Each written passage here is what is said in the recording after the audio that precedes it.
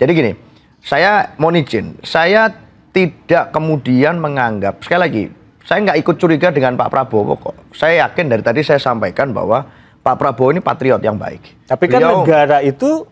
Gini, beliau tampil selalu straight to the point. Apa yang menjadi kehendak politiknya, apa yang menjadi keputusan politiknya dilakukan. Dan saya tahu beliau ketua umum partai, bagaimanapun punya tanggung jawab konstitusional untuk memimpin partai.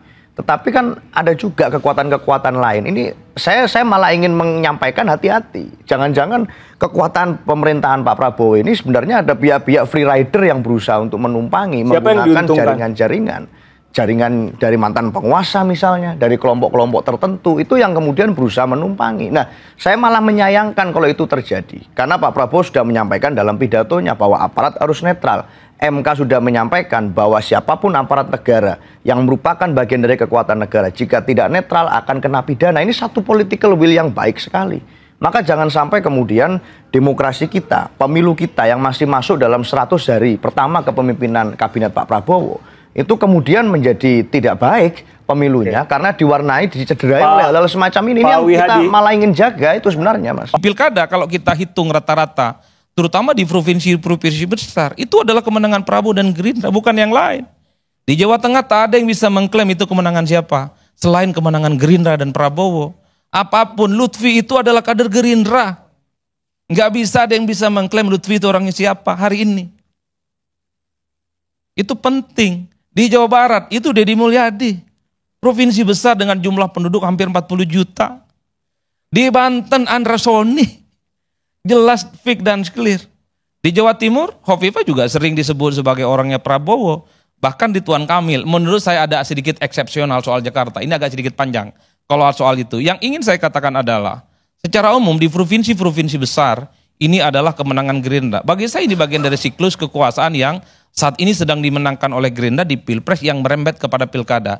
Ini mungkin adalah obat politik karena Pilkada saat ini Gerindra menang dan Pileg. Kebetulan Gerindra itu kan dia nomor 3. Kalah dari Golkar yang saat itu secara Pileg dia tipis banget perolehan suaranya dengan PDIP. Oleh karena itu kalau kita hitung rata-rata secara umum, wajar kalau kemudian yang layak berbangga per hari ini adalah Gerindra dan Prabowo Subianto. Dan itu sangat terlihat dari endorsement secara terbuka bisa dilakukan. Kenapa Prabowo Subianto itu memberikan endorsement seperti video-video terbuka di Jawa Tengah? Saya menduga ini karena Lutfi adalah kader Gerindra. Dan kompetisinya di kandang banteng yang tidak mudah. Kenapa misalnya Prabowo Subianto memberikan endorsement politik di Banten? Andra Soni yang dalam survei-survei, dalam kalkulasi politik apapun, rasa-rasanya sulit mengalahkan Airin. Karena Andra Soni adalah kader terbaik Gerindra di Banten, melawan terah politik dinastinya Atut, mengusung Airin Rahmadiani. Kenapa misalnya Prabowo tidak terbuka mengendorse Ridwan Kamil di Jakarta? Saya menduga Ridwan Kamil bukan kader Gerindra. Tapi beda ceritanya. Kalau Ridwan Kamil itu, misalnya besok Ridwan Kamil Gerindra, saya hakul yakin kalau Pilkada Jakarta berlangsung 2 putaran, Prabowo juga akan memberikan dukungan secara terbuka. Seperti yang di Jawa Tengah ataupun seperti di Banten. Itu yang saya kira memang harus dikalkulasi secara utuh. Saya membaca dukungan politik Prabowo di begitu banyak tempat, yang paling samar hanya di Jakarta. Enggak terlampau kelihatan bahwa ada makan malam, ya itu tidak bisa dibantah. Bahwa ada surat edaran yang diupload oleh salah satu artis kawakan misalnya. Iya, tapi kan sehari 2 hari itu di take down. Seakan-akan surat edaran yang enggak terlampau serius. Beda ceritanya ketika Prabowo itu memberikan dukungan politiknya kepada Andra Soni ataupun kepada Lutfi, terbuka, dan itu ajakan untuk memilih.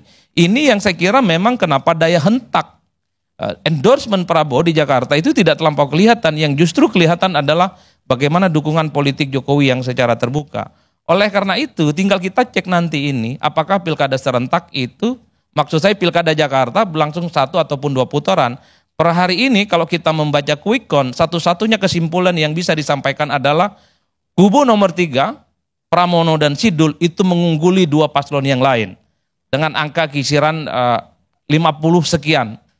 Tapi semuanya ini kan dalam rentan margin of error.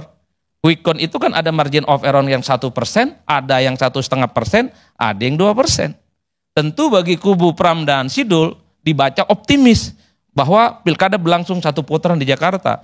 Tapi bagi kubunya Bang Silvester, bagi kubunya Kimplas, Kak Irma, dibaca negatif, itu tidak satu putaran, tapi berlangsung 2 putaran.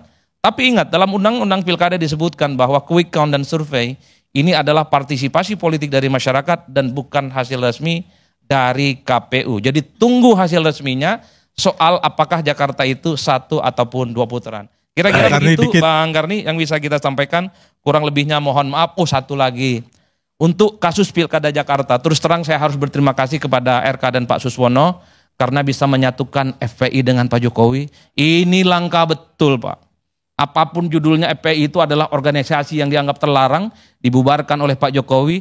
Tapi dalam Pilkada kali ini, dua belah pihak ini bisa berenang dalam satu kolam bersama. Begitupun sebaliknya, Bang. Kita harus berterima kasih kepada Pak Pramono dan Sidul bisa menyatukan Ahoker dan anak Abah. Bang Ges, saya membayangkan cukup akrab dengan kawan-kawan dan elit-elit PDIP yang sepanjang 5 tahun lamanya saling kelahi, saling ribut, saling menegasi.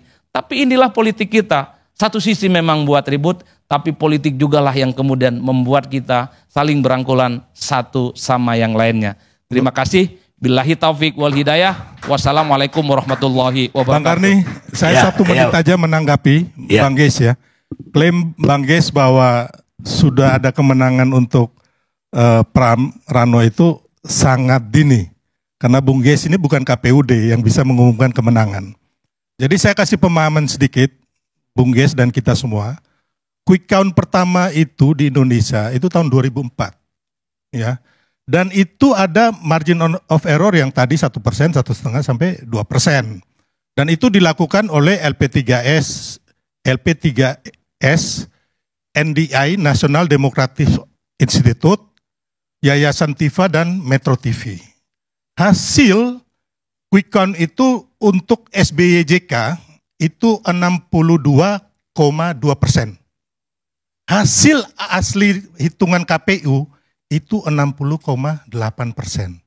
Jadi saya tadi bersama tim Rido di habis quick count di hotel Sultan, kami itu langsung rapat dan siap untuk putaran kedua. Jadi kembali lagi, ini belum ada yang menang kalau di Pilkada DKI, tapi kalau kayak di NTT, Jawa Tengah, ya kan, terus Jawa Barat, mungkin Banten, kita bisa saja sudah mengklaim atau memberikan selamat. Ya itu aja. Jadi tadi udah dijelasin oleh Adi Praitno bahwa hasil pilkada ini bisa diklaim oleh pihaknya Ges bahwa 1 putaran, tapi oleh Anda Ibu Irma boleh diklaim bisa 2 putaran. Ketika Adi bicara itu Silverter mungkin lagi ngantuk, jadi nggak dengar. Baik.